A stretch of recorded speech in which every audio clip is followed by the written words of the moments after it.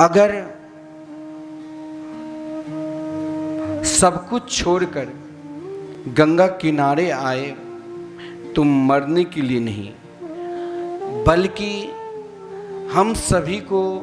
तारने के लिए, हम सभी को एक ही उपदेश देने के लिए कि जीवन में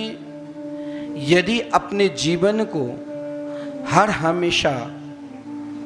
जीना चाहते हो, हर हमेशा ऐसा कोई भी दिन ना हो ब्रह्मांड में या भारत विश्व में कि रोज भगवान सुखदेव जी और महाराज परीक्षित का संवाद नहीं चलते हो। हजारों लाखों जगह कहीं न कहीं कथा होती होगी